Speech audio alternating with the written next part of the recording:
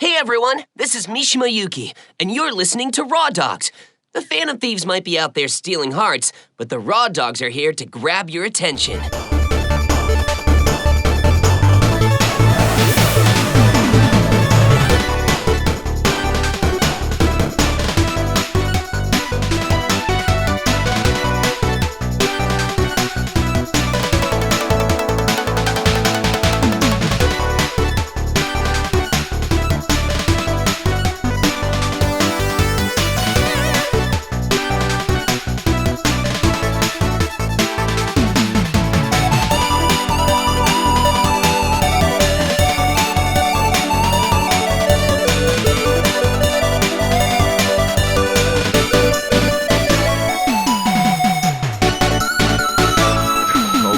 Everybody, welcome to another episode of Raw Dogs. This will be Raw Dogs number 36. We are your favorite 4chan podcast. We are part of Hair of the Dogcast. We do a little bit more esoteric deep dives, fun, weird discussions, explorations, and 4chan discussions today. I think it's because we started the Q documentary series last night. I jumped in as well. It's also because we got Jamie on. Jamie. Things get dirty when I'm truly real dirty. The jokes start flying. The derailer. Dylan, what's going on, man? Not much. It's drawn today. I do need to get reference photos from you so I can actually draw that picture. Dom, welcome back. Thank you. It's good to be back. I love coming in to the Casa de Brad. Welcome back to Casa de Brad. It was the quarantine zone for a while. It was like Resident Evil 7 up in here. At least you keep your kitchen nicer looking. Yeah. No, my college house, there would have been a few microwaves you shouldn't have opened probably. Fuck, But I think mine's pretty bad right now, too. I just refuse. I was really high one time, and I stole a bowl of cereal from my roommate. And then they were coming in, so I just set it somewhere in my closet because I didn't want them to know I had their cereal. I found it a few months later. Months? Wow. What did that look like? Probably Resident Evil 7. Yeah, there was a mold monster. Yeah. Ugh, just a film on top. Gross. Penicillin, man, it'll cure you for what ails you. Yeah, it's like cheese at that point. Yeah. And if you recognize that other voice, Captain Crunch stuck in it. That is, of course, the famous Bone Zone. Hi-yo. Jamie, what's up, man?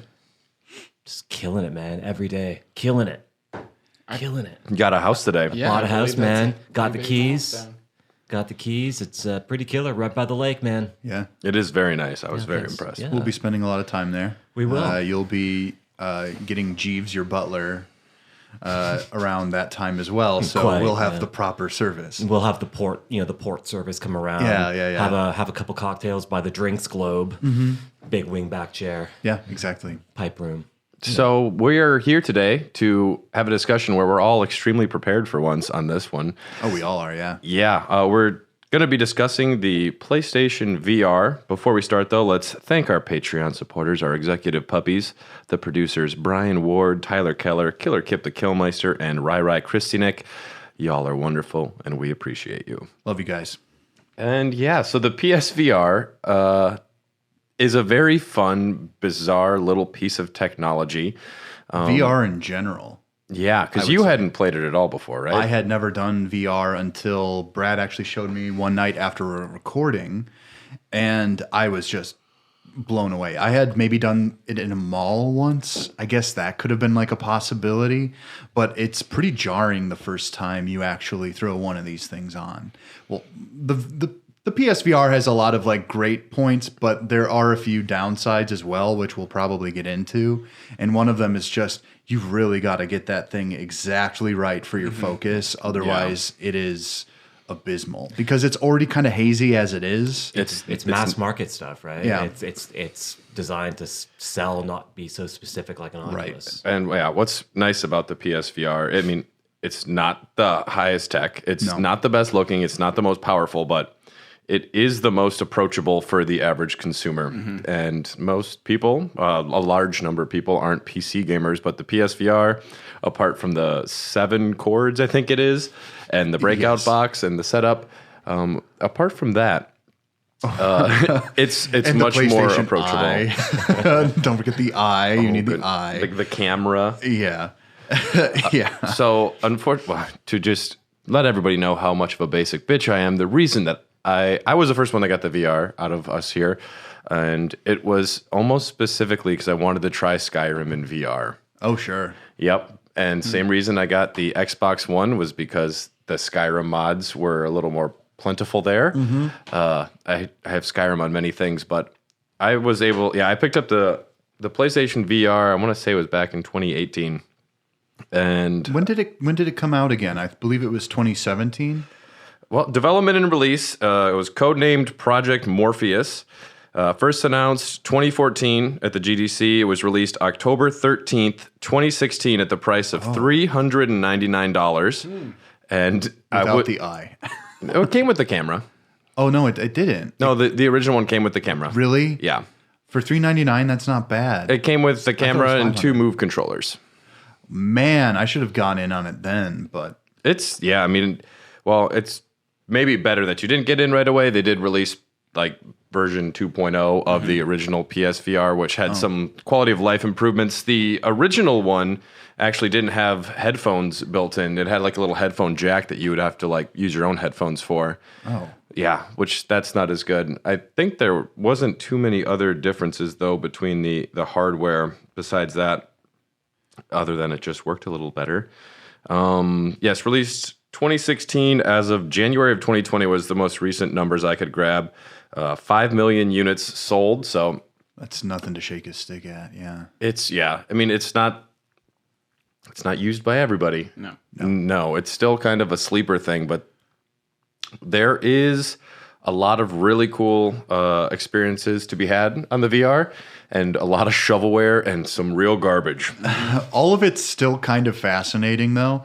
I found that even when you let me borrow it, I would just start playing all these dumb little games in no other situation I would ever touch anyway.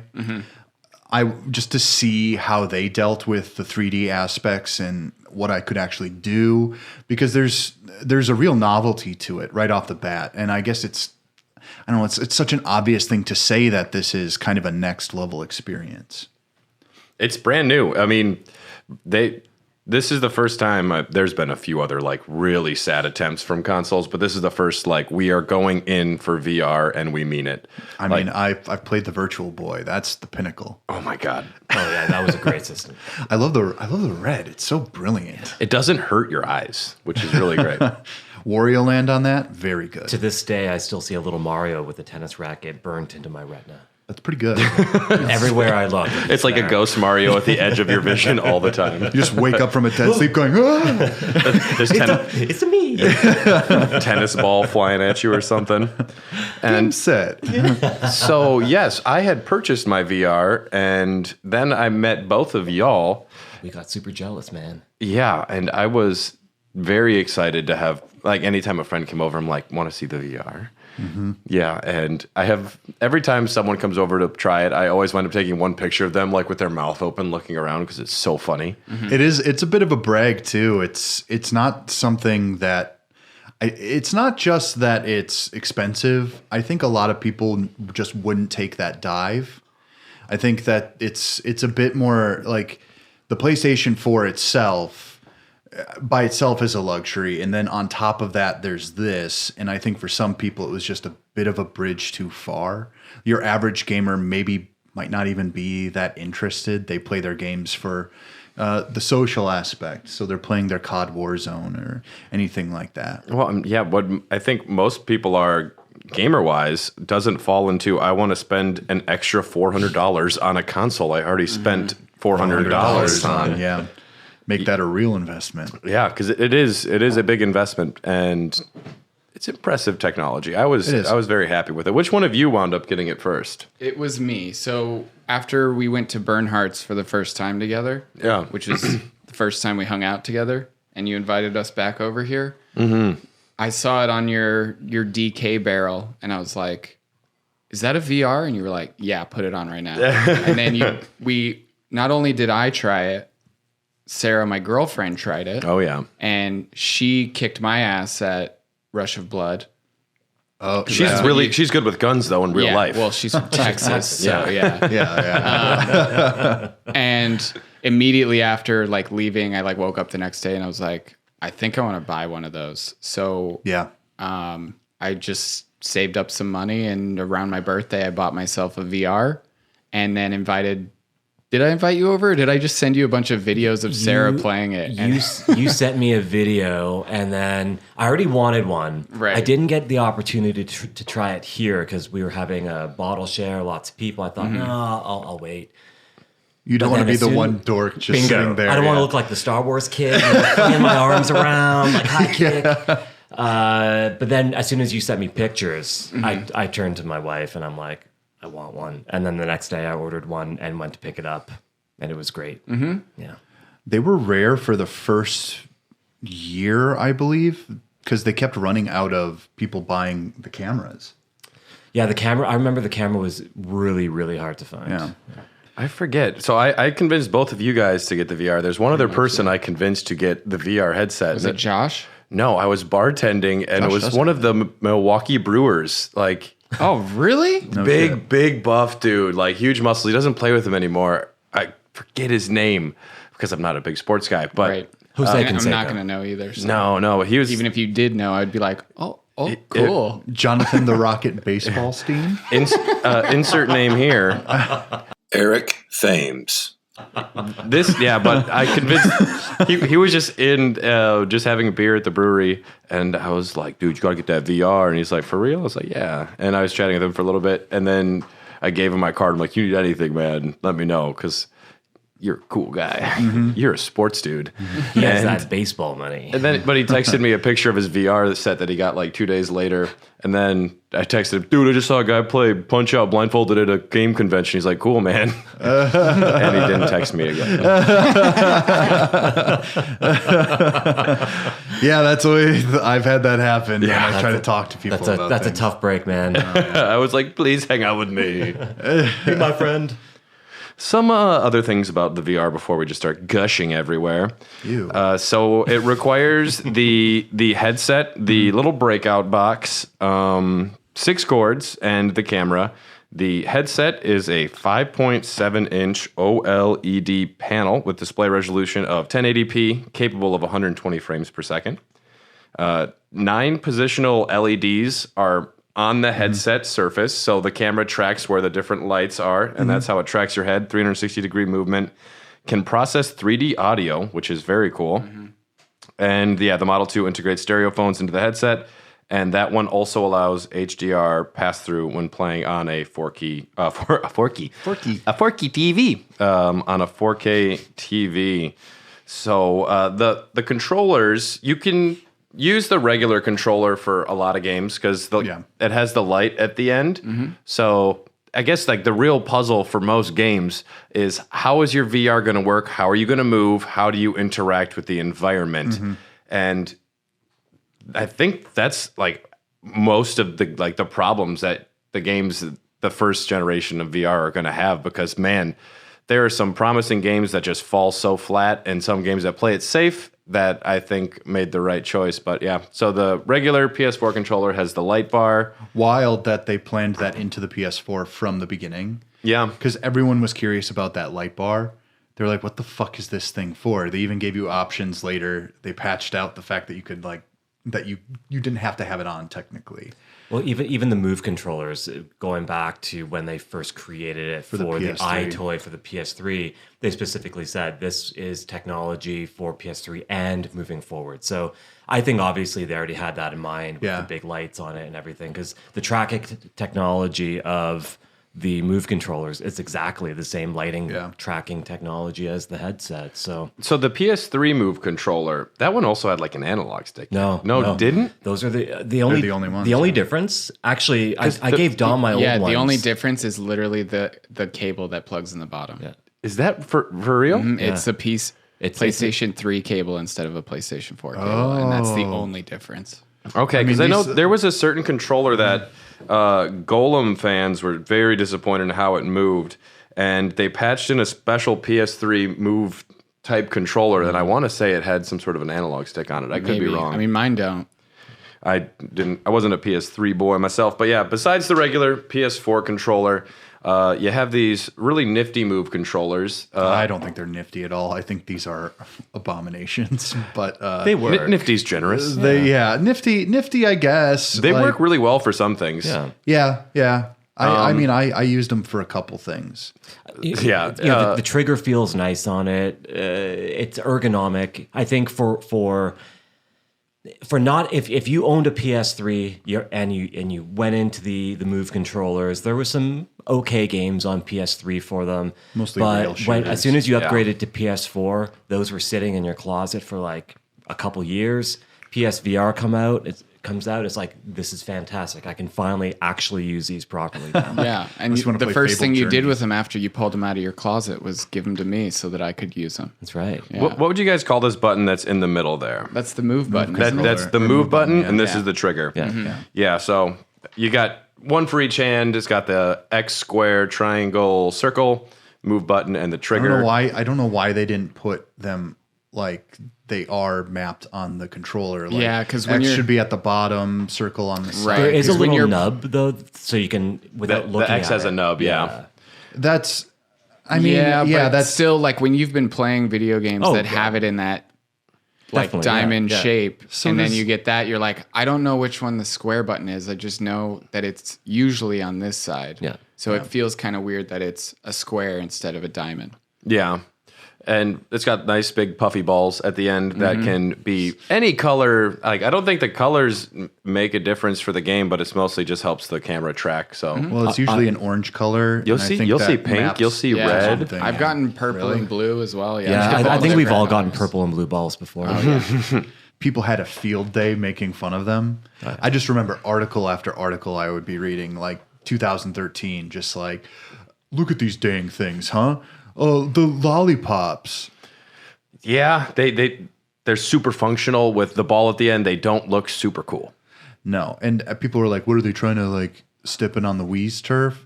Better than the Wii. Oh yeah. And honestly, like swinging Beat Sabers around with those feels perfect. Yeah. There are certain games that get those right. Those controllers, I think, are maybe kind of a blessing and a curse. Mostly a curse, though, because I think a lot of studios felt pressure, like, this is what we need. Like, we need to have some sort of implementation where you grab stuff and do this. And BioShock Infinite. the number of first-person games that tried to implement moving with these, and it was just very wonky. Nothing worse than Golem, which none of you played besides me, I don't think. No. And that's okay. And there's another controller which none of us have. I don't think the aim controller. Did you get the aim? No, I think it's a cool concept. It's a cool, it looks pretty ergonomic. They have a little joystick on it so you can actually move and not make it seem like a rail shooter. Yeah. The problem is though, there's like 2 games for it. Yeah. So I think Doom 3 might be an aim controller game, which kind of makes me upset. Yeah. Because I don't have an aim controller and I want to play Doom 3. They're hard to find.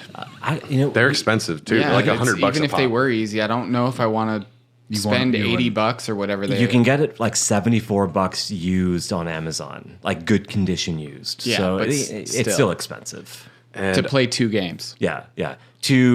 One game which is abysmal, and the other game looks promising, but you need the fancy $70 toy for it. So, Yeah.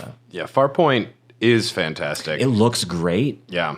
I think it must have been a PS Plus game because I have the full game available on my. It was really? this. It was Yeah. this for this. Oh, that's right. This month. For this month. Yeah, And it's great, but it looks great. It doesn't control perfectly, and you can tell it wasn't designed without using the aim controller. And if you're using it on a PS5 without your light at the end of the controller, and if you don't sync up your PS4 controller, all you can do is move forward.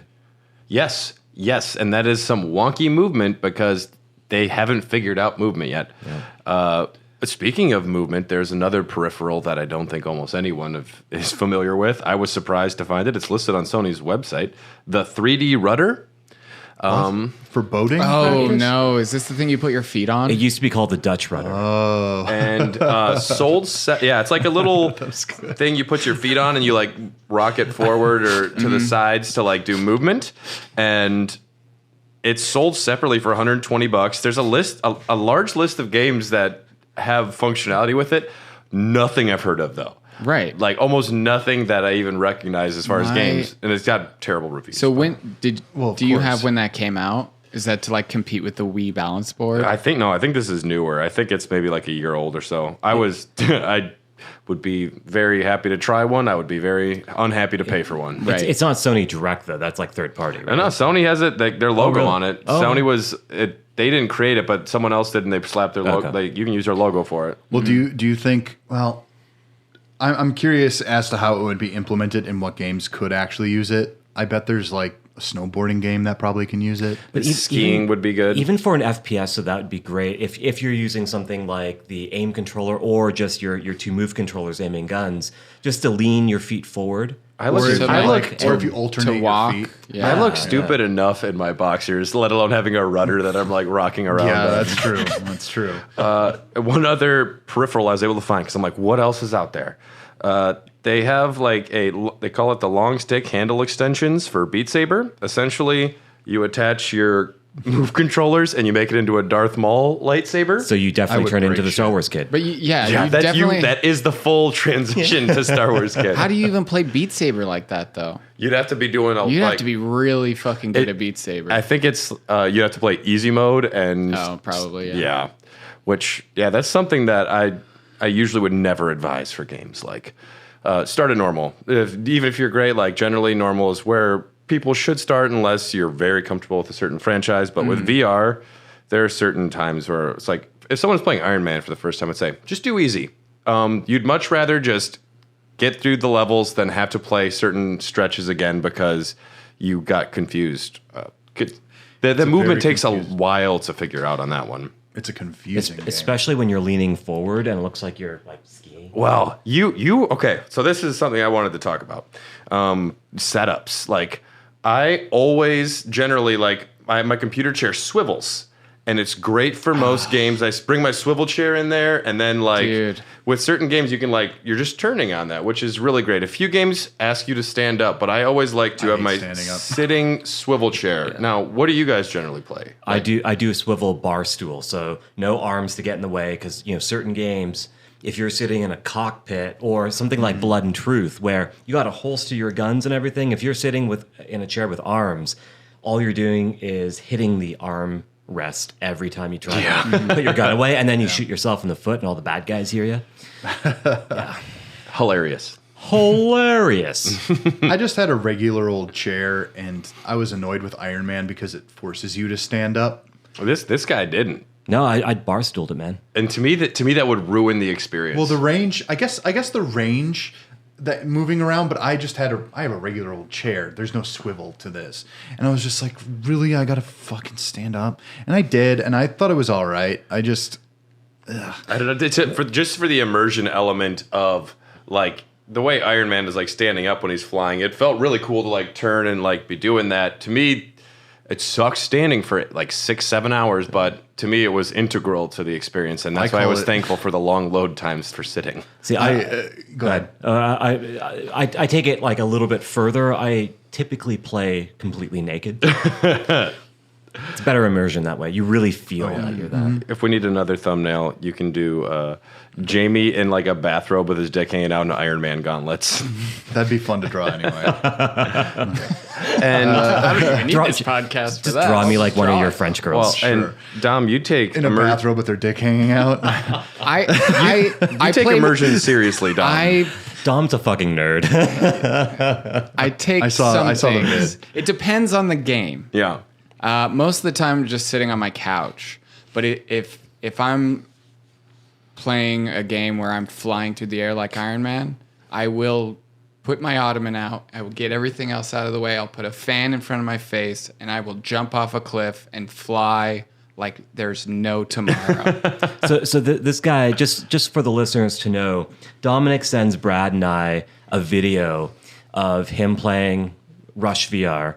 Mm-hmm. And, he's lying down, he's going at it, he's like really into it. And it's like, Dom is getting immersion again. But then you pause the video and you zoom up, and he literally has a fan blowing in front air of his on face. I'm telling you guys, fucking do it. It's cool as shit. It looks stupid as fuck.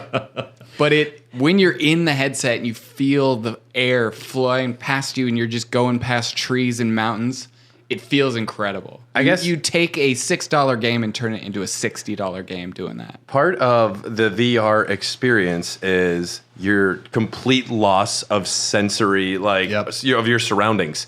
And that's one of the reasons I didn't put it on for so long, because to me, it's like, all right, I'm moving my chair and I have to put the headset on. I'm going in here. There's cats. Like, my girlfriend's going to think I'm a ding dong. But fiance now, so she's almost trapped enough. Yeah, she's almost trapped enough. But like Resident Evil 7, when... Oh, God. So, okay. I picked up Resident Evil 7 again, and I'm like, I remember I was like, I'm at least halfway through the game already. Like, I think I'm pretty much near the outside. And so I just started on Xbox Series X because I saw it was on there. I'm like, I'll play it without the VR and just see. I caught up to like my 6-hour point in like an hour. I'm like, oh. Yeah. Like VR is so intense. When you told me where you were at, I thought you were close to being done with it. And then you were like, yeah, I'm in the basement with the mold people. And I was like, oh, that's way early in the game. Yeah. I was like, you didn't get far at all, man. No wonder you like had to stop. But I was playing it before Carly moved in, so I was literally just like home alone. Yeah. And generally you play it at night. Like, that's when I would be getting done working. I'm like, I'll play for a little bit, and then also you're fucking scared, and the cat jumps on your lap or brushes your leg, and I don't want to kick Martin.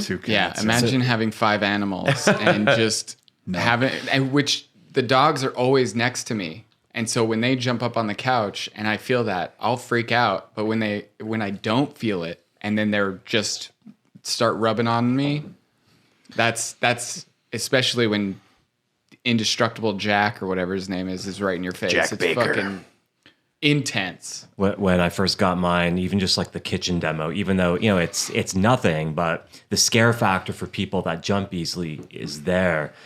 My wife put it on, and right before the hands come over your eyes, my dog went up and gave her a kiss. No. She flipped out. I have it on video. It's fantastic. We might need that for the Discord at least. I actually watched a video of someone's mom like playing it. It wasn't anyone I know, but she's playing Resident Evil, and it's the scene where Jack comes bursting through the wall. Yeah, where you're trying to go down the hallway. Yeah. She turns around and starts running away. Ooh. Like, that's how immersed she was. Like, she couldn't get away from it. She and her son, who I guess had put it on her head, had to like catch her before she ripped his PlayStation out that would from the seem cabinet. like Jack is trying to grab you then. Right. Yeah, and that's even worse. Well, just a scene where, spoiler alert, I guess, where Mia is constantly like stabbing at you. Like, there was something like really visceral, and especially when your hand 3D, comes off. Yeah, when the hand comes off, that really got me. I was like, but when she's stabbing at you, I just kind of went. I usually don't like games. I haven't gotten really immersed in since I was maybe 14 years old, and my imagination just sprung right into it. And suddenly I was just like, oh God, and I'm like recoiling, and I'm like, no, just no, stop it, please. And I felt like a phantom like push from it, like when you have like Novocaine in your teeth and they drill into it. It kind of felt like that.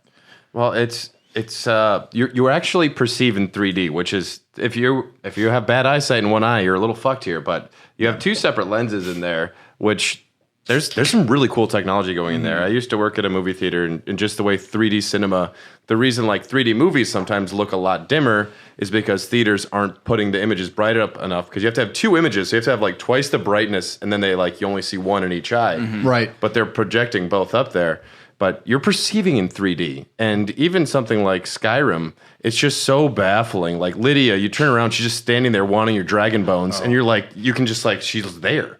Yeah. And that's why something like Resident Evil 7, it's not in VR. I'm just running through the game. I'm like, okay, this guy, survival horror, pretty standard fare. It's still fine. Like it's a really wonderful good game. It's a really good game. I'm not in love with some of the shooting mechanics, but it plays better in VR.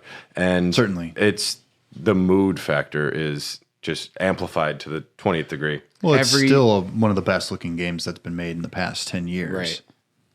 Right. Do you mean in VR or just standard? Standard. Okay. It's a mixed bag, the VR. Some games look very impressive, and it's amazing how bad some games look. Yeah. Some things don't handle the conversion very well.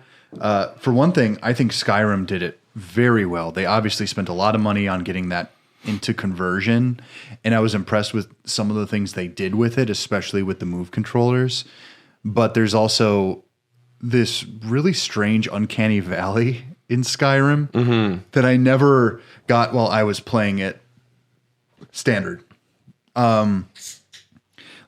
Like you said, like a person will be standing there and it'll feel like there's someone standing there, but then you'd be like, oh my God, you look fucked up. Like I never really noticed how bad the character models were in Skyrim until I played the VR versions. I was like, I can't take you seriously. Get out of here.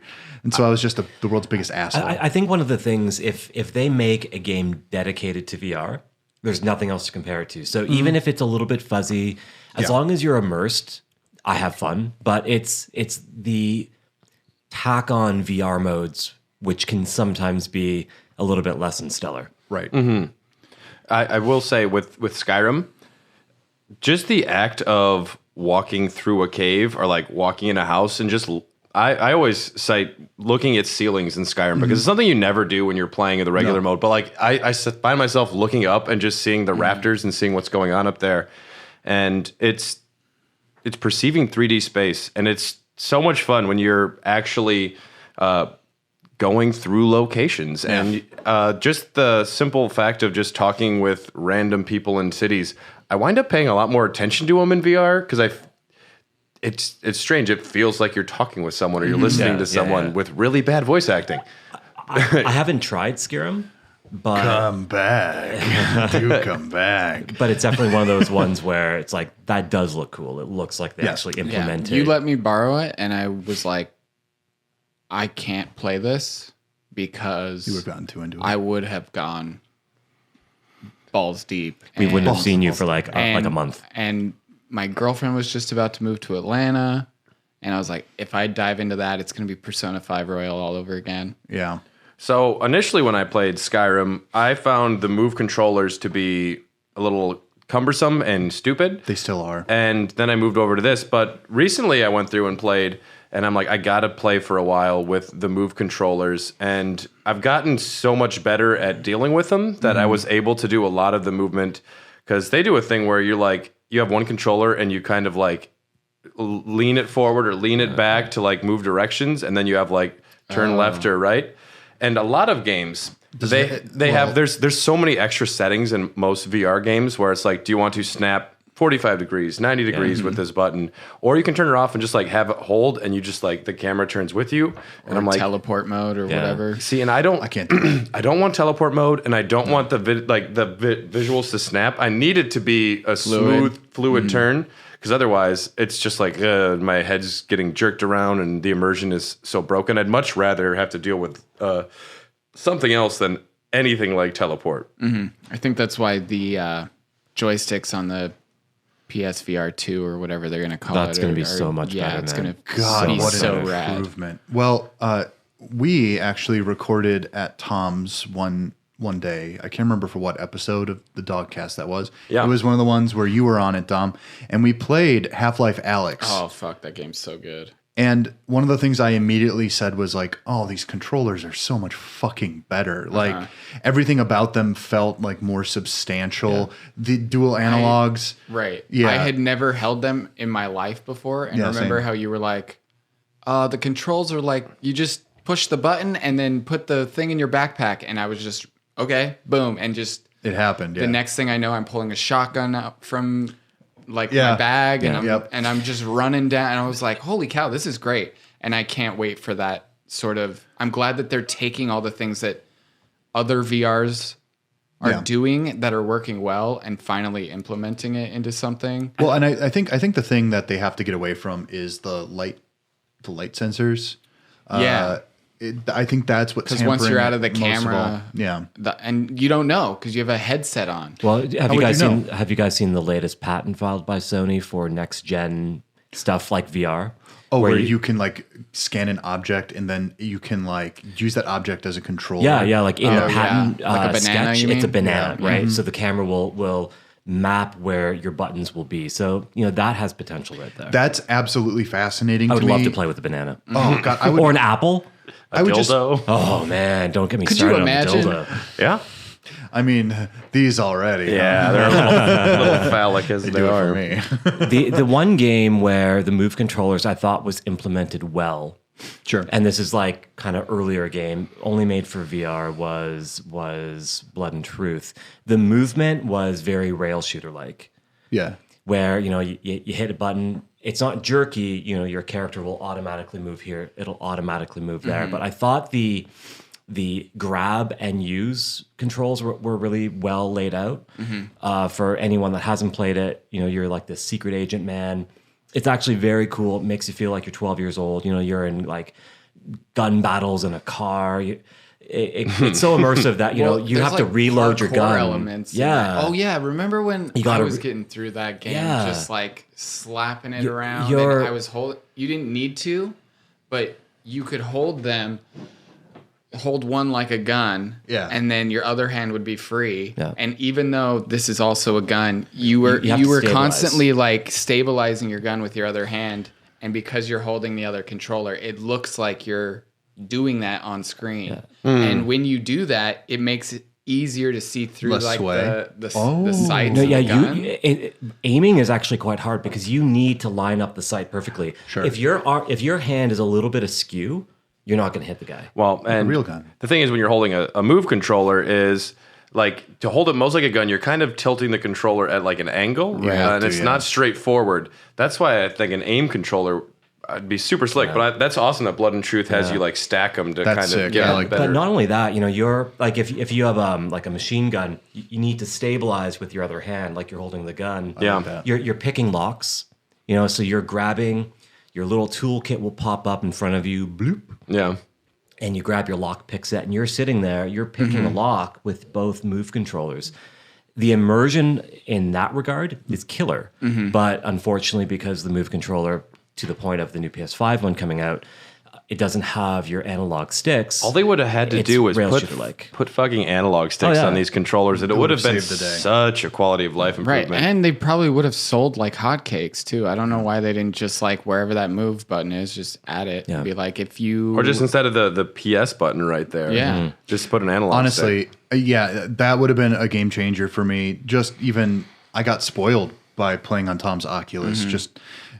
I was like, I can't do the other thing now. Shit, fuck.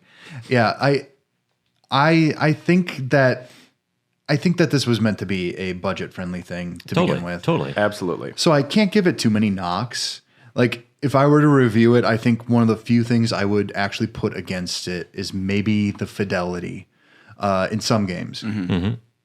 Even playing Squadrons, which I think is just so next level good that it was my favorite experience I had ever had. Hands down, me too. It was one of my favorite gaming experiences of this year so far. I just think it's fantastic. But there's that you can see some real pixelation there. It gets pretty weird in some dogfights. They have improved it since the Star Wars demo from the new Battlefront, but one it had a VR Had a X-Wing level. really cool VR battle in there because there's just like an extra VR mission. But K2SO from Rogue One is talking shit at you. Like, are you really flying over there right now? I'm like, dude, I don't know what I'm doing. it's so great getting shit talked to from Star Wars characters. Even back to Squadrons. When I first bought it, they didn't implement the VR right away. Right. So I'm playing it. It's like, this is great. This brings me back to being 12 years old playing X-Wing versus TIE Fighter. And, you're in the X-Wing and because you don't have any other view, you only have your radar. TIE fighter flies by you, it's like, well, where is he? If only I could look behind me. Yes. Boom. VR mode comes up. Even something as simple as, I wish I could just look up and follow them for an extra little bit. And that helps so much in tracking. And as soon as you put that VR helmet on it's the only way to play it as far as I'm concerned.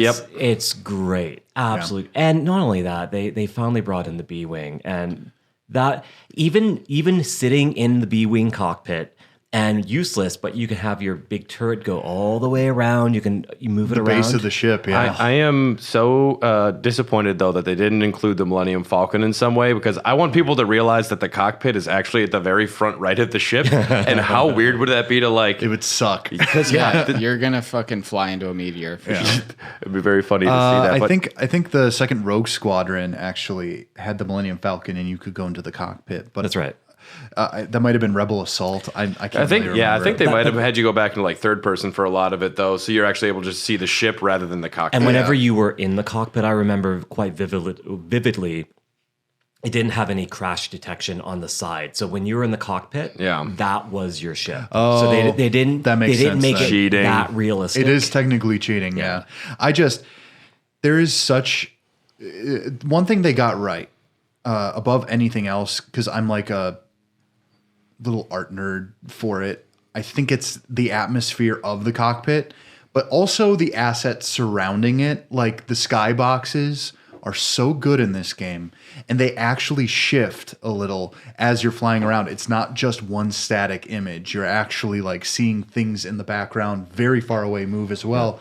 And you'd be flying through like a nebula or something, and you'd be like, what the fuck? It's like I'm flying through a goddamn fucking nebula. Like it felt crazy. And then you turn around and there's a little astromech like beep booping at you. I'm like, what's up, dude? This is great. I would always look around. I would look backwards, forwards. Like the first thing I did is I would go into the practice mode, because you can easily shift between the ships. And I'm like, now I'm in a fucking they made up a few ships for this. To be honest, there's like a TIE transport ship to match the U-Wing.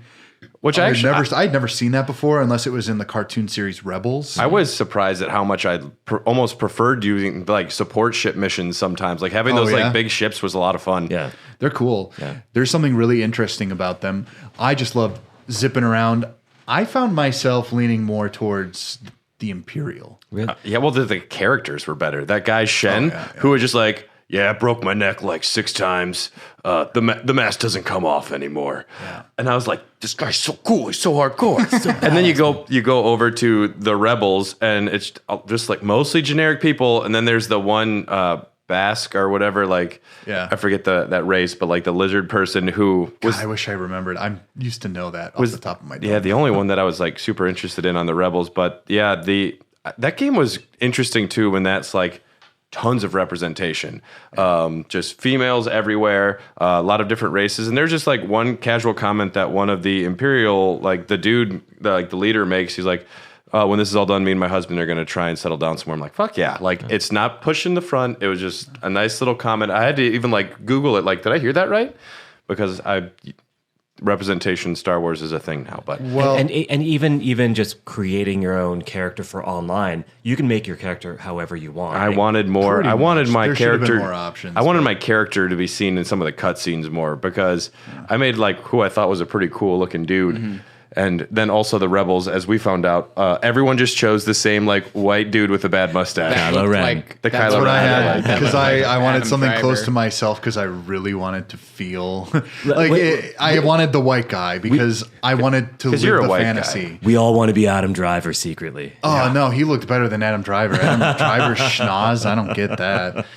There's something about it though, you know. Yeah. Kylo Hen, because he's got a big chicken beak. Oh What was great though is Dom, Brad, and I are playing one night, multiplayer, and It's so sick in multiplayer. It is. I could see you getting chased. I'm like, Red 2 coming for support. That is stay so on target.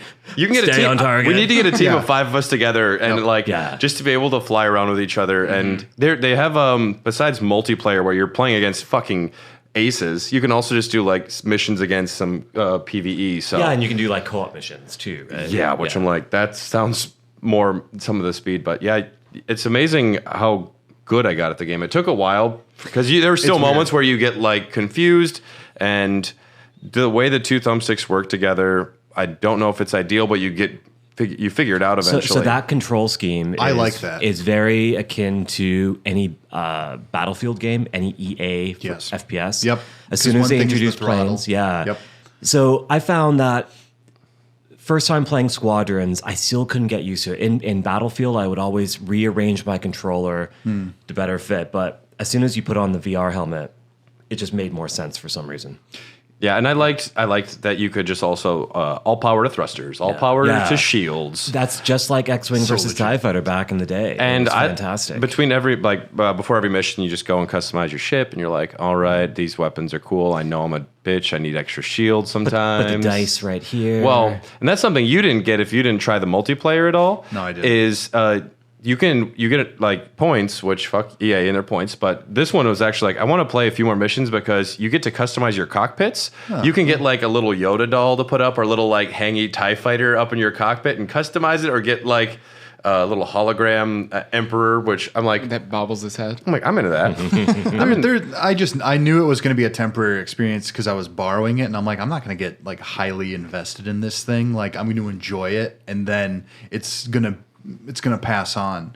But like, just if I had to play it again, there's only one way I think I can play it, and it's on the VR. Yeah. It felt like every mission I was putting $2 into a very fancy arcade machine and having one of those, like you're in the giant ball experience, because you get 3D audio. Oh, yeah. And it's the most immersive thing. And I'm in my robe and underwear in the living room, and Carly's just like shaking her head, and I'm in a TIE Fighter also as well. I think another one. Did I mention the TIE Fighter? I don't know. I don't know what it is, and I don't know what the art department really had to do, but they actually achieve a sense of scale that works a lot better within the VR system itself too, because a lot of things in Star Wars are gigantic ships, gigantic asteroids that you're flying around, and you can only get so much of a sense of scale without that 3D element to it. Mm-hmm. And so it really does just take you to that next level. It's really hard to describe, and I don't know if you guys could even, for our listeners, like quantify how it feels. I don't know if it's something that you just have to experience. I think like, to put it like very plainly, it feels like you're sitting in a TIE Fighter or an X-Wing. It literally feels like you're there. Yeah. You're in space. If you see something in front of you, and if it's massive, it looks fucking massive. When you see enemy ships, you're able to track them visually with your head, and you're able to just zoom in on them, get behind them, and just shoot them down.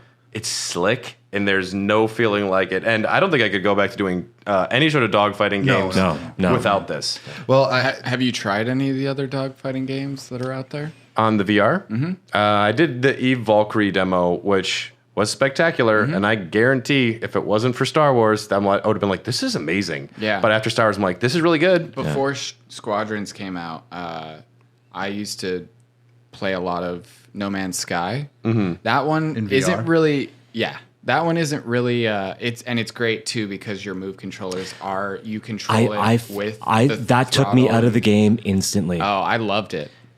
Doing sorry to cut you off, but doing like a joystick without it being physically attached to anything. Yeah, that. I was all over the place. I just put it on my knee. I tried it.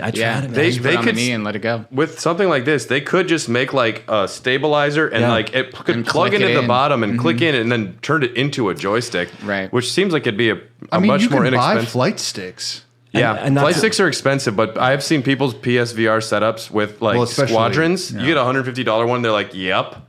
And I was like, ugh. Yeah. I played Elite Dangerous for a long time until I realized that I was doing Space Uber and Lyft while also doing Space Lyft. Uber. Crazy spaceship. Because when you start out in that game, you've got like nothing, and you've really got to kind of make your bones through just like point A to point B, learn how to dock, learn how to do this. And if I could play that in VR, I think that would be probably the best experience. I think the one thing, and then we can get back to No Man's Sky. Mm-hmm. You brought it up the other day, Brad, about just getting back to kind of last thing about Squadrons. I think if you did have a joystick with it, it would, like a joystick and throttle control, that would be one of the perfect games out there based on the total immersion. You have your joystick and everything. It'd be fantastic. I know the PC guys are doing that already. Yeah, but they've been doing that for 35 years or something. Probably with Flight Simulator. Bunch of nerds. Yeah, that's the reason that's the reason you can't find any decent ones, is because all the nice ones were immediately sold out the moment that Flight Simulator 2020 came out. Yeah, Microsoft Flight Simulator. Yeah. So if you are enjoying our discussion and you'd like to join in on discussions all week with us, we do now have a Discord available for Hair of the Dogcast and Raw Dogs. It's currently going to be available free for a short time because we're having so much fun with it, but eventually it will be locked behind Patreon. If you'd like to join our discussion, just shoot us an email at hairofthedogcast@gmail.com, or Facebook or Instagram, or Hair of the Dogcast, Twitter @HotDogcast. Definitely reach out, join us in the discussion. Earlier today, Killer Kip said he really enjoyed being able to put on a VR headset to play Street Fighter while his ex and her dad watched some football game. Hell yeah, Kip. Hell Dude, yeah. Sports. Yeah. The ex and like the dad's coming over. He's like, "Hey, how's it going, Kip?" He's like, "I'm fucking gonna play Street Fighter." Okay, just puts his headset on while they're watching football. That's so cool. To be honest with you, that is one of the greater benefits too. Allie did, like, she's like, I really wanted to watch something, and you're playing your like X-Wing game, and I'm like, I said, you can. And I switched to the Google. She's like, what? And I'm like, I don't fucking need a TV. I'm not using the TV. Where we're going, we don't need TVs. If I'm playing in the dark, I'll turn the TV off because you can see it like kind of below. Yeah. And I'm like, I want it to be fully dark, so I'll just straight up turn my TV off. Before we just started gushing about games, I thought it'd be cool to talk about some of the things that you can do outside of the games, and also the subtle differences between the PS5 and the PS4. So you can watch 3D Blu-rays with your PS4. Now, this wasn't included initially. This was patched in later. Really? No fucking way. That's so cool. And you know what's not fucking cool? Putting in Harry Potter 3D in your PS5 and it doesn't work because the PS5 can't play 3D Blu-rays. No way. That sucks, because when you let me borrow HP7 and just the logo comes flying in at you at the very beginning and you're in the clouds, you can fucking see every thing coming when you at awkwardly you. dance in a tent, it's like you're there watching them. Oh my gosh, I was there, man. I was the third wheel. To be the devil's like, advocate, damn. though, I own one 3D Blu-ray. And Me too. A TV that I used to own before I moved to America was a 3D capable TV. Mm-hmm. It was cool, but I don't know if I would want to watch 3D movies in my living room. Well, don't make them anymore. Nah, for man. one. Well, no, exactly. But some people would want to, and that was a functionality that I think was cool. I was super excited because I've like been playing a lot of shovelware. I'm like, I just want to watch a movie and not hold a controller for a while. And sadly, it didn't work. And then I was like, well, shit. And I couldn't get the YouTube 3D to work either on the PS5 because there's like some 3D, like it wasn't playing things in 3D proper for the PS5, at least when I was trying. I didn't try hard enough maybe, but there is some other like 3D viewing apps. But then I go to try and play one of my favorite experiences in the VR, Apollo 11, and that just doesn't work on the PS5. Damn. No shit, really? It doesn't work. You couldn't even find it. And that was an interesting experience. Oh yeah, That's one I there's a wanna lot of try. PS5 or PS4 VR games that don't even work with the PS5. Well, it's a handful of Ubisoft games. We'll get to that. And it's most of the Bridge games Crew, which sucks. Well, it's weird because most games work, and a lot of games though it says something weird might happen. We don't know. Like there's a warning, like expect some like unsupported features possibly. Yeah. And I tried to play Until Dawn: Rush of Blood, play through a few missions because I hadn't played on the PS5 yet, and that's one of my favorite experiences. And like halfway through every level, it would just stop. Really? Yep. Damn. And I was like, damn. Well, we were looking for like a good hangout game, and Dom, you had that recommendation of like Werewolves Among Us or something like that. Werewolf Within, yeah. Yeah, and it's impossible to find on the PS5. Mm-hmm. Yeah. If you search on your app on your phone or the PS4, it's there. But then more reading, that's an Ubisoft game, and going to Bridge Crew, which, hey, make fun of it all you want. We're not making fun of it. I'm just not a Star Trek person. It's the only reason I haven't played it. I'm not even a Star Trek person, and it's so much fun. Yeah, I've no, seen I think playthroughs. It looks hilarious. It's so great. I think we would have a lot of fun playing it. As a group, if you know the guys that you're playing with, it's a blast. Even if you don't know the guys, my wife was back in Canada for some reason. I put on my VR. I played with a bunch of guys. Don't know who they were. They were pros. They knew what they were doing. It was a fantastic time. Yeah. I Fantastic. believe the exact words that you used when you described it to me were, I just played with a bunch of fucking nerds. Oh, totally. But it was great. But I'm a fucking nerd too, so it's all good. I'd rather play with a bunch of fucking nerds than play Rec Room again with a bunch of 5-year-olds. Yeah. You weren't there for that. You played with 5-year-olds? Well, there's this game because we were trying to find we just wanted to find a hangout game where like we could be in a physical space and like see each other and interact with stuff at the same time. You're talking about the yeah, but can you like choose your avatar from like? You can, but you have to pay for like customization. It almost kind of reminds me of a shitty like one of those My Life games or whatever.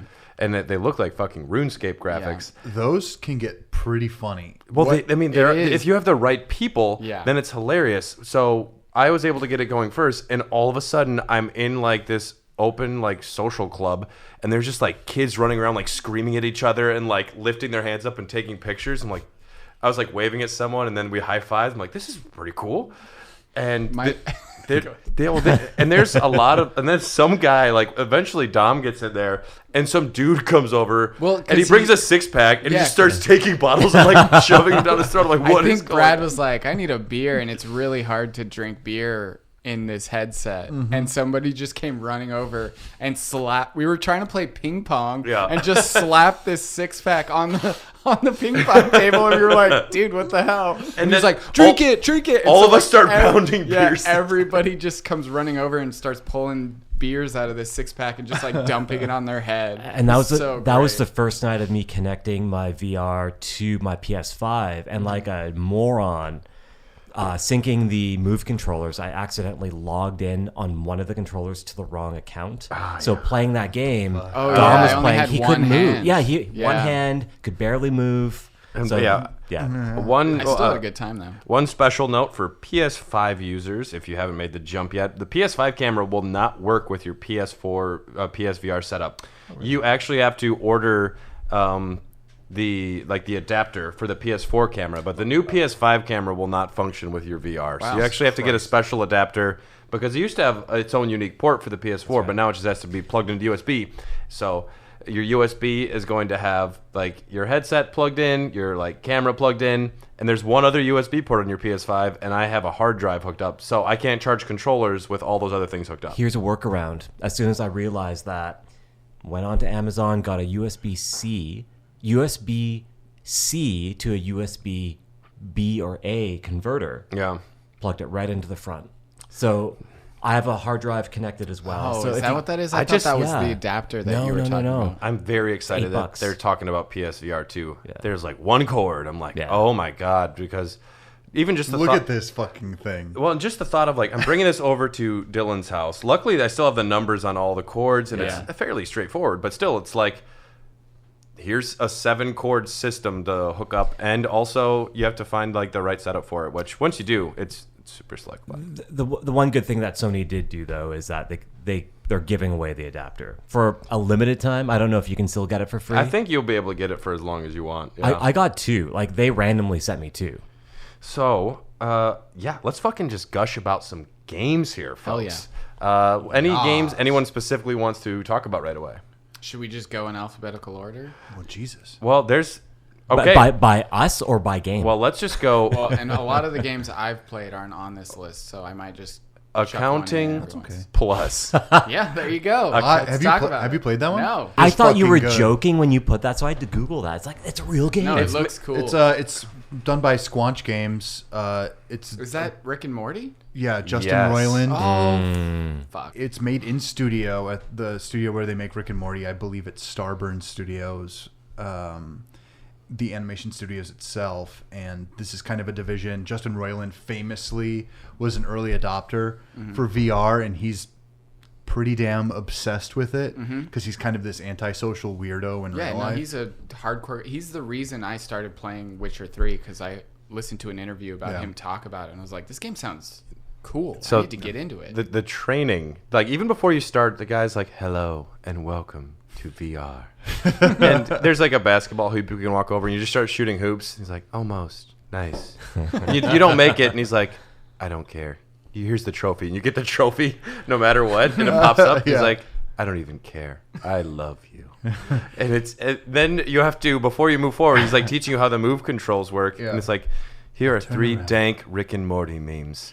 Yeah. Which one's your favorite? It's like, I like that meme too. It's so funny. Pickle Rick. Classic. Oh, so it's relatively new then. Yeah, it came out right around the VR came out, but dude, they're making a lot more now. It is stupid good fun. This game. Have you guys actually played the Rick and Morty VR experience, like virtual reality? Yeah, I hear it's okay. I haven't heard anything great about it. If you're a Rick and Morty fan, apparently it's great because it has all like the jokes from the show or whatever. But I'm more partial to Trover Saves the Universe. Trover is great. Well, definitely done. Yeah. So, did you play Counting Plus? No, you guys are missing out. Oh my god! I'm gonna download it when I get home. Yeah, it is almost it borders with when you watch Rick and Morty or you watch any of the shorts that Justin Roiland has ever made, you really look at it and you're like, oh, that's so funny. But when you're living in it, there's almost like this nightmare quality to it that I can't describe. That is so my jam personally. Like when you meet the king of VR. Yeah. Oh my god. I was like Allie was watching me play it, and I'm like, poking his belly and like. The point of the game is you start off and you're like at your new accounting job, and there's 2 guys just yelling at you like, push the button. The other guy's like, don't push the button. They just keep like yelling back and forth. But eventually, you put a VR headset on, and you accidentally go in like 5 levels deep. You keep putting on more like VR Inception. headsets, Yeah. and you have to keep killing yourself to get to the layer before, and everything's like blowing up and exploding. Yeah. Oh, it's so great. You get to this. I mean, it's filthy, this game. But you get to this section where you are in an alley, and there are 3 like kid gang members. Scooter. And the first thing you hear is like, you hear this girl. She's like, listen, bitches. We're the toughest motherfuckers around. You got that? Yeah, that's right. We eat dicks for breakfast. Don't we? That's right. Don't we? You said it. and then so you have to prove you're bad to the gang. So there's like a computer. You just hit a button to download music. Like, We got a new gang recruit. We'll call him Scooter. We'll call this person Scooter. Scooter? No, we're gonna call him Scooter. Scooter, you wanna join our gang? Yeah. You gotta be fucked. It's gonna be Scooter. You gotta be willing to do fucked up things all throughout the night. They call you Scooter because they're trying to induct you into the gang. but yeah, you have to like have to pick up a beer and drink. Like, oh, Scooter's drinking beer. And then you pick up a brick to throw through a window and they're like, don't do it. And then the cops. No, are come coming. on, Scooter. No. Oh, Scooter's reading a porno mag. Yeah. Whoa. So all of this sounds fantastic. Downloading it as soon as I get home. Oh my god. No, you have to. Honestly. And the reason I'm saying this is for the longest time, Dom was like, Jamie, you gotta download Trover. Saves the universe. By Have Justin you guys played Roiland. this at all? Well, before we move on to Trover, Okay. they're even like the Squanch games. They like hyped up at a few like game things like, and then no one's found the hidden zoo level, and there is like you can get to an extra room that no one knew about, and it's a guy like a conspiracy theorist like Charlie. Oh, and he's I saw trying to that. explain like what the zoo level is, and there's like a lot of people who are trying to figure out how to get there, and it's also like hinted all throughout the game. And then in this one level, there's a key hidden up there that you can try and throw stuff at. But as far as I know, there is no zoo level. It's just So fantastic. it's like the cow level in Diablo 1. In Diablo 1, yes. And if they make another one. But Interesting, yeah. I'm not familiar with Trover Saves the Universe. So it's made by Squanch Games. You play... It's like a lightsaber game. Pretty much, you're like an alien. Like you could probably give it a little bit more justice because I haven't finished it yet. But it's like playing a Rick and Morty, like just like you guys said with the Counting Plus. It's like Rick and Morty, Justin Roiland humor. It's filthy, but you're I like watched a playthrough of it. Yeah. Yeah, it's filthy. You're like an alien with a lightsaber. It's absolutely hilarious. Yeah, it has teleport functions, Yeah. which I know you guys said that But it's you not don't bad. necessarily... It's not but bad. yeah, It they do it well. It depends on the game. Most of the time, it's just really not implemented right. Yeah, well, The reason why it's- go so ahead. the reason I like this game so much is when I bought my VR, it came with it, and 10 minutes in, my girlfriend was like, "I want to play," and she did. And then 10 minutes after that, her mom was like, "I want to play." So that's how easy it is to play this game. But Yeah. while you're playing it, It's raunchy, and for whatever reason, Sarah's mom absolutely loved that. Every time he was like, "Ooh, fucking give it to me," or whatever, she was sitting there giggling like, this game is so funny. And I'm like, okay, wow, Sarah's mom, you're cool. All right. Yeah, there you go. That's something about, even with Accounting Plus, just the fact that there's little cartoon characters in VR just singing like, we're so tough, we eat dicks. Yeah. I'm like, this is great. There's a... Again, it breaks down to how they scale you in proportion to these other characters. In a like if you're seeing something on a flat surface, like you can kind of get a sense for stuff like that. This is why a lot of like filmmakers now are saying that these like movies of the future, some of them are going to be actual experiences where you're walking through the scene, because there is a whole different way of telling a story or feeling a tone than there is when it's just a static image on a screen. I mean, it's not static, and it's not quite there yet, but it will be, it will because be. Right now it doesn't make enough sense to throw all that money at this what will be the next experience. Like if James Cameron's like Avatar 2 was in PSVR, like I'm sure it will be, or whatever. Like I'd fucking nut. I would watch that. Yeah, absolutely. And if it was like you could I'd watch plug in what's my hair going to that on tree and turn around and With a move controller. It's my hair that I'm losing. So what's next on your list? Side note, I also heard that Avatar was re-released in China and made more in a re-release this year than Mulan made altogether. Yeah, that makes absolute sense. It makes absolute sense. They don't want crap about themselves. They want to go to alien worlds. Americanized crap about themselves. I mean, if you guys just want to go alphabetically through these, we can, or we can jump around however you want. One more thing about Trover. Yeah. I think because of the teleportation feature, I think what works well about it is you're like a lazy slob in a chair. So think of like Wall-E when he gets up to the spaceship and like all those fat Everyone's guys. racist against chair people in this game. You're a guy in a chair, and he's like, "Oh, you're a chair person." Like that first old guy you come up to, "Oh, fucking chair guy. Oh no, don't hurt me." But I think what works well about it is that you're that person. You can move around for different perspectives. I haven't been a fan of games like, and this is probably going to cause some controversy, like Moss or Astrobot, where it's a platformer, and really the only advantage you have is that you can look over there. First person seems to be a priority for you. Dude, Moss. There's no immersion. This one's like Moss, where you are a chairperson, but you're controng somebody else. That's right. And but I think you like it because you're kind of on their level.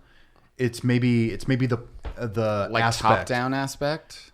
No, because you're not top down in Trover, are you? No. You're pretty much on his level, and you're watching him run throughout it. But it's like it's a half top down, half like platforming. Yeah.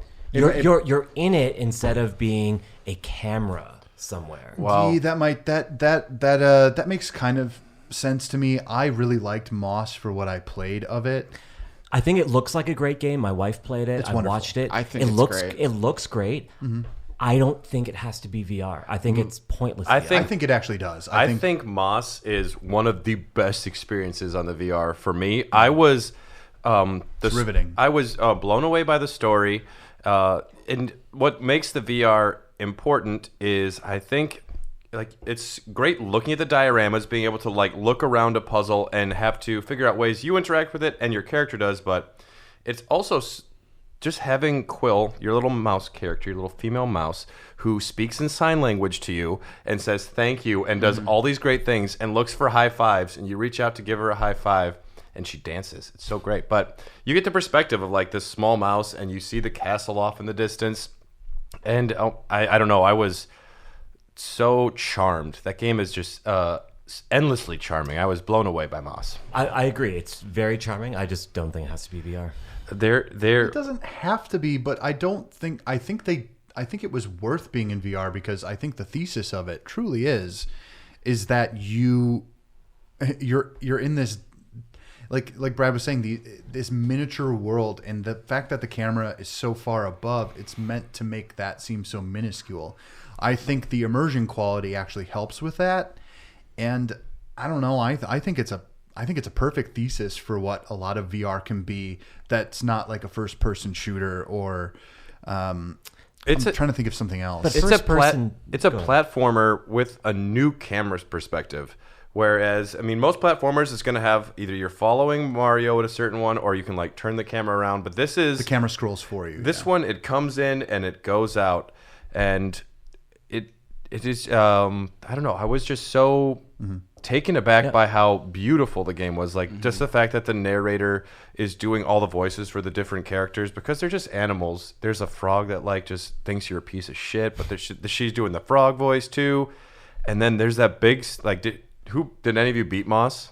I didn't beat it, no. Katie did. The further you get, the better the game gets. But at the end, there's a sequence where this giant snake, is just trying to get you, and you have to hit all your jumps right. And you take your mouse and you zip line down to this spot, and you think you've gotten the snake with this thing, and then he comes back to life, and the mouse has to jump off and stab it in the head.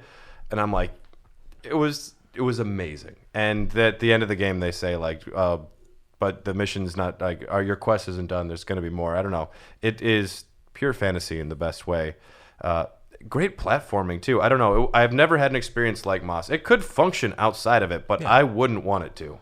And that's good to hear. Like I've only watched it from afar. I'm sure it'd be different if I was actually playing it. But yeah, once the game gets more difficult too, like there's a little bit more nuance to fighting. And you mentioned Astrobot, which. Like I didn't throw out many 10 out of 10s, but Astrobot was one as well, which I wouldn't want to play that game outside of VR because no, and you can't. The charm of it is like seeing your guy move around your head, or like it's how you and the guy interact with the environment together. When you mentioned that you use your computer chair that swivels, there are parts in that game where you literally will miss secrets if you do not turn around. The first thing of every level, turn around. Yeah. Yep. Because there's something there. Even when you get behind, like when you go around a wall and then go forward a little bit, there's something else behind that wall. So when you get a little bit forward, you turn around and there's some coins that you need to collect or whatever collectibles they have. That game is awesome for VR because it's always a 360 immersion no matter where you are. I think what gets me about that game though is I'm one of the handful of people that get really bad motion sickness after a while, which is something we haven't talked about yet. And when you're like constantly moving, I feel like shit afterwards. Skyrim VR with the smooth controls is actually the first time I felt that within a VR setting. I think there was a disconnect, especially with the aiming, since the aiming is literally done with your head on a swivel, and then you have to move actually with the left stick, and I found that to be a little jarring. And I don't know, I think there would have been a better way to handle it, but I'm not sure what that could have possibly been. I think controls have a big part of it because, like, actually going back to Trover, I haven't finished the game yet, but that's probably one of the Did you get sick? Longest VR experiences I've been able to play, to keep going. Pretty much every VR, I plowed through a lot while I was quarantined, and after like 3 missions in Iron Man, I'm like, I just had to Google like, how many missions do I got here? I just need to know the time frame, because a VR experience, you do generally not want them to be too long, depending on, but because you have to be in your headset and possibly in an uncomfortable chair and sitting a certain way. We'll talk about Golem in a little bit. But Astrobot Rescue Mission, I'm so happy that Sony is starting to embrace Astrobot as its like main mascot. Cute. He's well designed, and just like the end of Rescue Mission, like he jumps in your controller and he waves at you, and I always, every time I like pick him up and like, what's that little guy? Hey bud. You get close to him, it's great. Well, when they announced that Astrobot was going to be the pack-in for the PS5, I was like, that makes sense because he should have been the pack-in for the VR. Yeah. I think what happened was this team developed that game, and they were like, you get our hardware, and asked them to come back for the haptic feedback. The only thing that I would say negatively about Rescue Mission is like, I wish that they couldn't fuck the robot. Yeah, I just couldn't fuck the robot. I wish they had move controller levels or like a side world where it's all move controller stuff. I don't know how they'd implement it, but they would figure it out because they're so good at doing everything else. And you said it for the PS5 with the Astrobot game. They are showcasing what makes that new controller so special, and they just fucking get it. And they get it, man. They are like, they are the new Sony mascot in me. And these games, like, I love the way Astrobot jumps because it reminds me of Mario Sunshine in a really good way. It's like his little like float. A short boost. It's solid platforming. One add-on to talking about that developer getting Sony and getting what they're trying to do. The one thing we didn't mention with the new PS5 VR controllers, not only do they have thumbsticks, but also like the DualSense features. And the one thing they're gonna have haptic triggers and finger detection. Iron Man VR, great game, load screens suck balls. But the one thing that I was hoping about was, wouldn't it be cool if I had haptic feedback when I'm flying around with my repulsors? You feel it. You feel the charge up of you when you're shooting out your hands. It would complete that immersion. And when I read that PS5 was getting that, yeah, those new controllers look slick. You know what I'm hoping for is haptic feedback in the headset. They are like, that is something that has been rumored at, and I don't know how much of that I want. I don't know how much of it I want. I picture migraines in my future. yeah. I would just think it'd be cool to like be in a rain setting and just feel it. On your That head, part kind would of. be interesting if it were like a soft element, but if they're gonna like put me in a war zone and I have to I feel don't like want that. blasts from like concussions on the other side of a wall, Don't want it. No, I don't want that. I think it's fine to have it as an option if someone really does want that, but I think that there are a lot of legal culpability things that would go along with that. Yeah, no, I don't want it to be seizure inducing. And I think that's probably the reason it won't happen. Unless they can perfect the non-motion sickness with the visuals, that would just cause the only thing vomiting. Well, the only thing that's keeping them from that is the visual fidelity and the frame rate. Yep. If the frame rate were on par to how a human perceives it, rather than how they see it through like a television show or a movie or anything like that, I think automatically that problem's fixed. You played Half-Life, Alex, and that was so close where I had none of it. I didn't have motion sickness. I actually felt like I was there, and I turned my head a couple times. I'm doing a quick nod back and forth, and I did not feel, for the most part, like there was any separation between me and the thing. Now, Tom has a very nice setup. This VR cannot do that because I don't think the visual fidelity is even close. But if this next one does, the world's their oyster. It does what Nintendo don't. I would also love if I also have the Labo VR, you know. I would also love if they accommodated for glasses wearers, because that's a hindrance. I haven't had any issues with my glasses. I haven't either. I do, for some reason. Have you taken your glasses off and tried to? I can't wear? see. No, shit. that's what bothers me the most, or like it trips me out. So really, if is the fact that this screen is literally 2 inches in front of your face, and when you take your glasses off, it's just blurry. Remember when your parents said, "Don't sit too close to the screen"? Just like attached to your face. But what would be funny cool now, is after playing if Rec Room. like you take old school technology like binoculars, right? You can adjust the little pieces to accommodate your vision, so you don't have to wear glasses. They just add that to a VR helmet. That's a big That's functionality. that's a big plus, That's like a big expensive. wish list, but that'd be very cool. I would pay extra for that. An extra to put your prescription in there, but then No, also not prescription. Enough room for the glasses. No, but like if you're talking about like what dentists use to find your prescription, No, I think man, no. It's. Have you ever looked through a pair of binoculars without glasses? no. I'm the only one here with perfect probably. vision. You can adjust your eyepieces To be clear. to accommodate what you're looking at. Yeah, That's what I want. I don't really mind the fact that you can adjust it like forward and back. While I'm wearing my glasses, it doesn't bother me. So too maybe much, to be Sony just honest. has to extend the rubber so that if you wear glasses, no light. Maybe like a getting in. separate. Oh, okay. Maybe like you can replace I the get that. lining with something right. a little bit more. Yeah. That's the solution. Yeah, it really is, because to get it close enough, my glasses would then rub on the Just the get lenses, Just yeah. get LASIK. Yeah. Well, you've also got like you've also got a forehead that angles back a little, whereas like Brad has a very like right in the face. So I think that might be part of it too. Because if you don't have a problem and he doesn't, I think it's literally because of the topmost portion of it that sits on your forehead. That's got to be what it is. Speaking of foreheads, I wasn't trying to get into phrenology. Or the exact science of phrenology. I mean, Brad, why don't you tell us dumb. about Gollum? I would love to tell you about Golem. Go ahead, Brad. Golem was created by Highwire Games. Mm-hmm. So when Bungie had its very messy breakup, some of the family, Marty O'Donnell, Jamie Greisemer, I forget the other guy, but Marty O'Donnell is the guy who did all of the sound design and music for Halo, which a lot of people will have discussions on why they don't love or they love Halo. I think most people would agree Marty O'Donnell makes some good fucking music. And you bought me the LP for Golem. Christmas. Yeah, it's very good.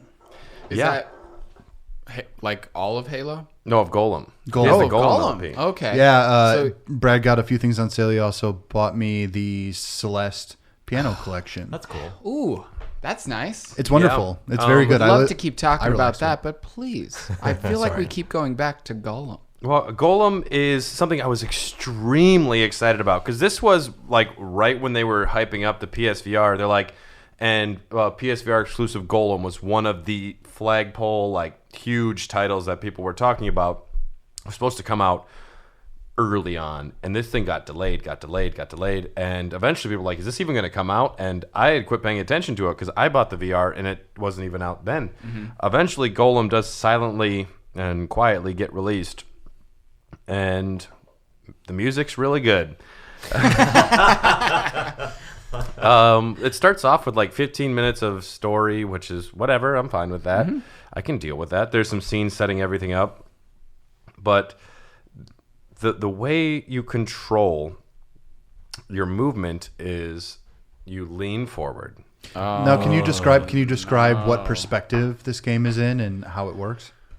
I mean, Is it first person? It's first person, and essentially it does some really baffling decisions. You're recently paralyzed as a child, but you're able to use this technology to control like a doll or a golem, depending on. And I'm like, cool story basis for like how you're gonna move around and like take things over. So the first thing you do is you take over a doll and you wind up going under your bed and going under the house, and you get Chibi Robo sequel. Chibi Robo. You get use this as a flashlight, which any game that uses the Move controller as a flashlight, that works really well. That's a win. That's a win.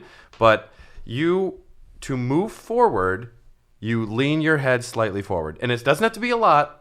So what I wind up doing is I lean back because my chair reclines as well, which makes a difference. So I lean back a little bit, recenter it with start, and then so when I sit normal, it's just moving forward. It slightly constantly. moves forward. Nice. I mean, not how it's meant to be played. Well, but that's the best quality of life I could figure out that way. Shit. And, so it's that bad. Well, and then so you can't, if you turn your head to look around, your guy starts moving a different direction. And that's not right. Yeah, that's not what VR is all about. And the game is cool. Like when it like works, you use this as a sword, and you wind up. It's all about sword fighting, and you see these big golems, and they like telegraph their attacks, so you have to like block them and parry them and find openings. Okay. So that's cool, and there's the stories told through kind of audio logs or whatever if you want it. But you're given a giant open world, and you just have to explore and find things and unlock things and move through the world however you want. And you find new things, customize your golem. But, man, that movement is so bad. I did hear you can play with a regular controller, and it makes things a little better, but I don't know how it all gets affected.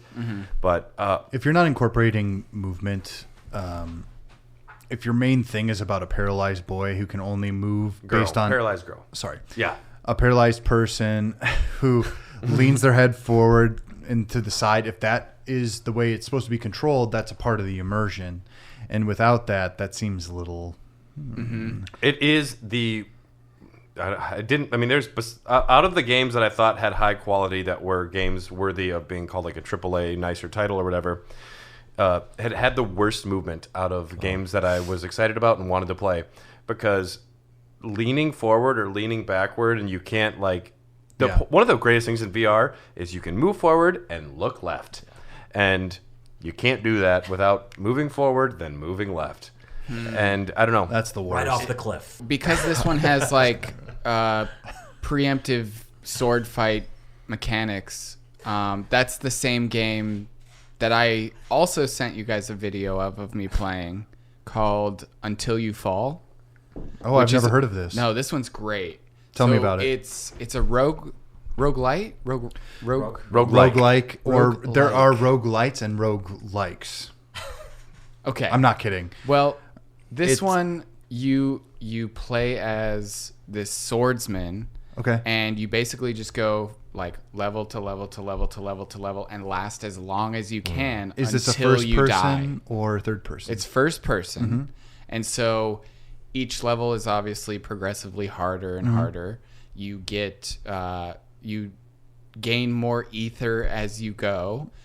Then when you die and go back to the main base, you can upgrade your weapons. But when you upgrade your weapons, it's kind of like Final Fantasy VIII. The enemies also get harder with you. This sounds kind of how Golem works too. Yeah, but it's really good. Better move control. It's so good. Yeah. It's teleporty. You know, it's not teleporting, but it is teleport-y. Yeah. Okay. Where you can like dash forward to like attack them, and it like strikes them back, and then you can swing your move controllers to hit them. Does it work well? Like does it take works you out of it? No, it works fantastically. To the point where you hit them, then they come back at you, and you deflect what they're doing, and then you can come right back at them. And no joke, when I first bought it, I was like, I guess I'll give this a try. It's on sale. And I played it for like 4 hours before I actually was like, I need to take a video of this and see how ridiculous I look. Yeah. Because at that point I was like, boom, boom, boom, boom, boom. And there was an enemy I got to, and I was like, I can't get past this guy. And I ended up filming it when I was playing him again and beat him. And that's why at the end I was like, yes! But this game's dope. So, Jamie, I know you have the password. That'd be another good thumbnail. You just like with your VR controllers breaking a light or something. There was a few times when I was playing Iron Man where like the pull string for the light, I just like accidentally hit it and I'd turn the light on or off. It's like shit. To be honest with you, it's based on how much work I want to do. Oh yeah, don't worry about So this one, it asks you at the beginning, do you want to play sitting down or do you want to play standing up? That's cool. That's it has my favorite. Features for both. Okay. What changes between standing or sitting? Just standing or sitting, I imagine. It's just mapping it. The cool thing is it does make you also move other than your arms, because once you get to certain enemies, they attack you in a way that you actually have to dodge and shit. That's so cool. You have to move your entire body, which moves us to our next game that I'd like to talk about, which is Super Hot VR. I don't know if anyone's played Super Hot. Super Hot. I love Super Hot. Okay, I've played Super Hot, not on VR. I love Super Hot.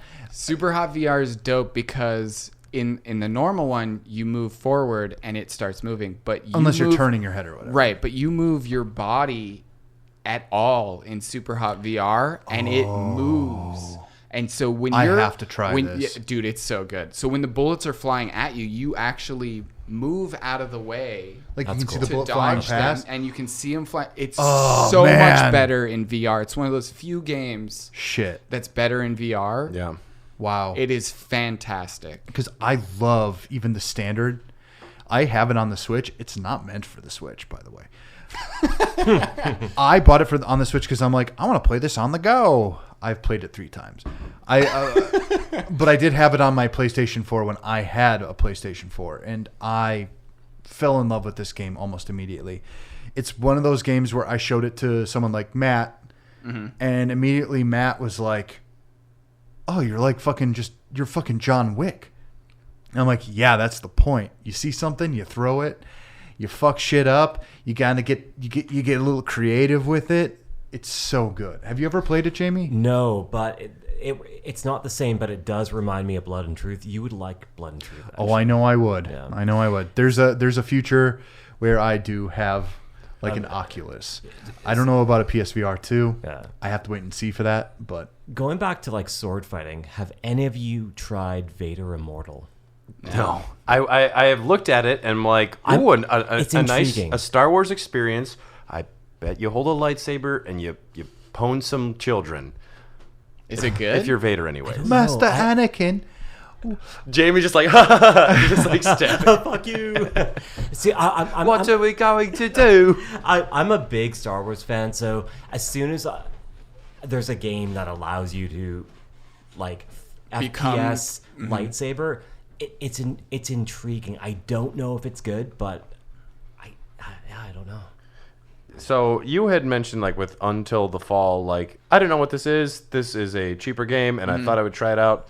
And there was a number of games that I had received for PS Plus that I'm like, I've never played this. I don't know what it is. And my goal was to play literally every PSVR experience I had on my PlayStation before we did this episode. Are we about to talk about Bound? Yeah, I want to talk about Bound. yeah. Because this game, there's so many games that I had that I'm like, nope. Didn't even know they were for VR. Well, and I have no idea what it is. So you're going in very blind. I did the exact same thing like last week. And Bound, it looks like it could have been directed by Tarsum Singh is the director's name. The guy who did like the movie The Cell with Jennifer Lopez. This is a weird callback, but it's like it is visual. Totally makes sense. It is visual art.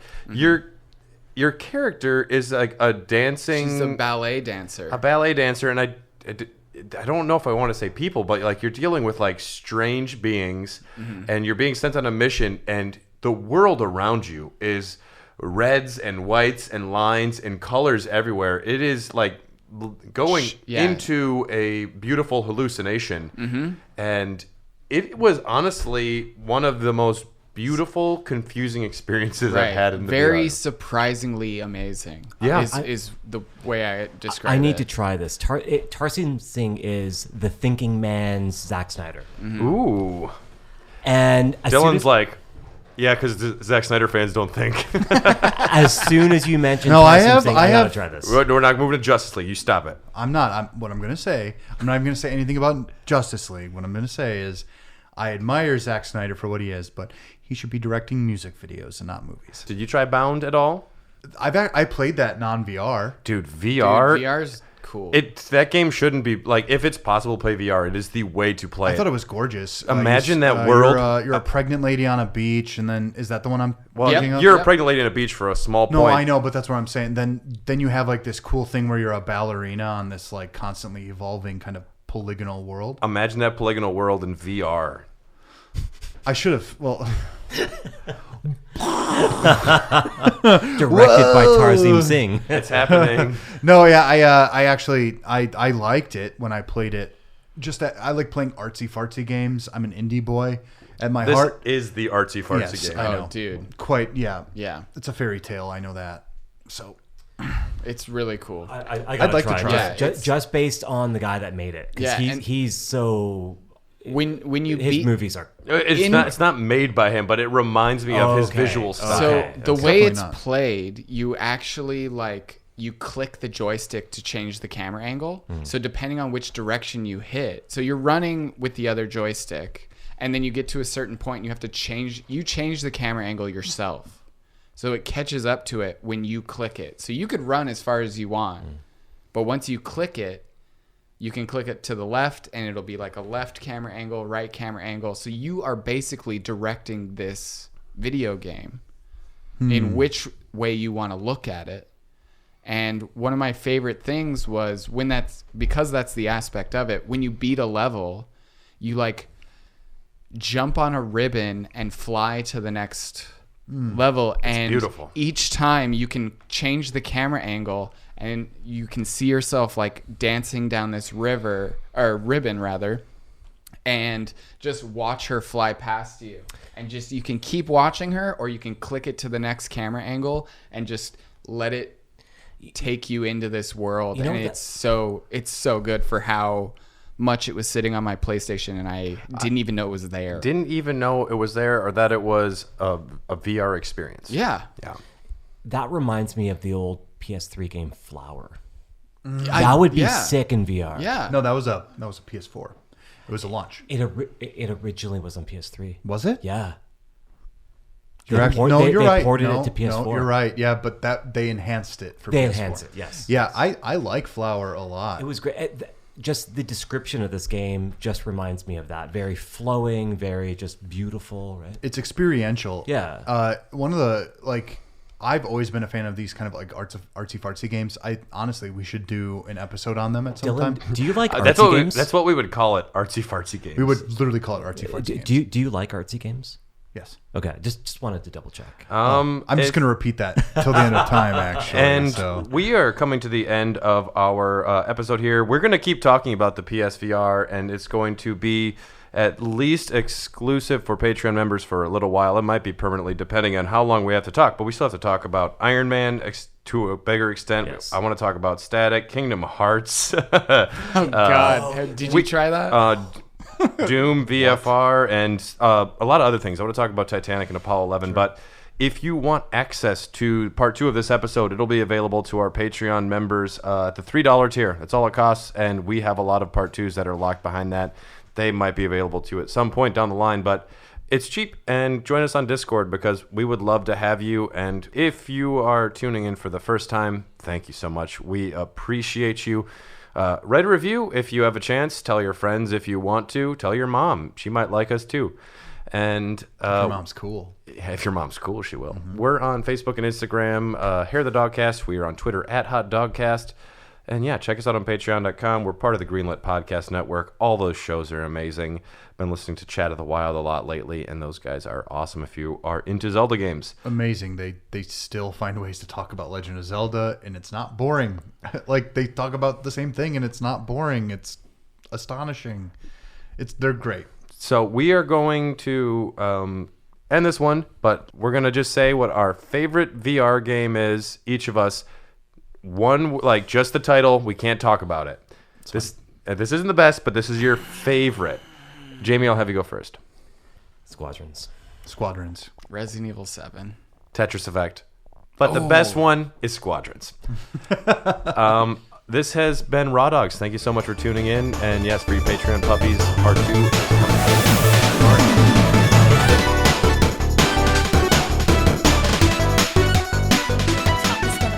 Around. You got that? Yeah, that's right. We eat dicks for breakfast. Don't we? That's right. Don't we? You said it, man. Oh, that's right. That's right. You said that's right, child. Yeah, that's right, right. man. We're a gang. Yeah. Nobody. That's right. We're cool as fuck. Yeah, man. Know who can talk shit to us? No one. We're fucking bad. The baddest motherfuckers around, ain't we? I'm a madman. Yeah.